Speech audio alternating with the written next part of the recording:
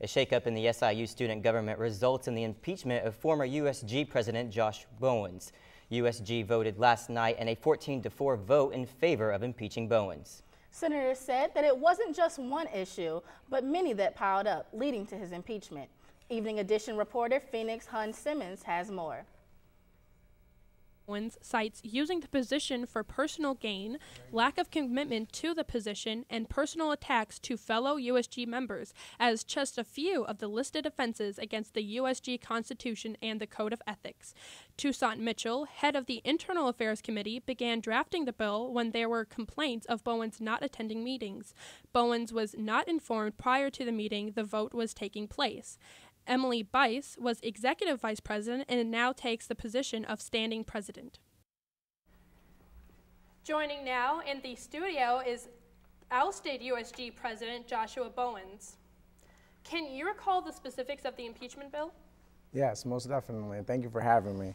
I would like to draw attention to there was a Senate Bill 13 and 19 of the recent year that they said that I signed and submitted but delayed any action on. And how it really works in USG is normally when the Senate decides that they vote on a bill and they agree all in preponderance with it, it comes over to me for a signature. I have 2 days, which is 48 hours, to sign that bill and get it over to the accountants.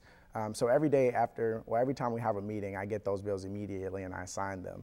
I then take those up to my office after the meeting and put them in my box. And the next morning that I come in, I scan them into the computer and send them over to the accountants.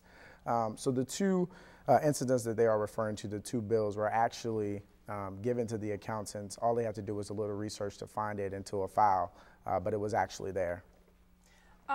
In a Facebook video, you spoke about personal vendettas against you. Can you speak on that? I would speak on it. I would like to not speak much on it, but I will touch on these few things. I did run against a former USG senator, and he had a rally of senators that are current who were in support of him.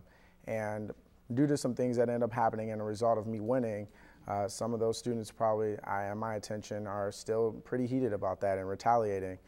And it's unfortunate that we still have personal vendettas inside of USG when we have a more clear focus as the campus, as we need to be advocating for students and not personal political scores. And what's your side of the story altogether? Well, I am still the USG president. Unfortunately, everything that went down yesterday was not an actual account. So according to the Constitution, in order for the Senate to impeach me, there needed to be a 2/3 affirmative vote. With 3 absences yesterday, it didn't give those 3 senators the opportunity to vote in favor or against this bill.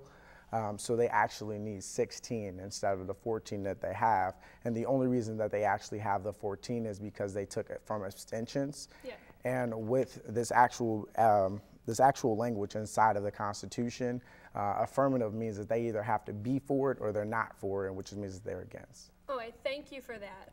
We're going to toss it back to the anchors.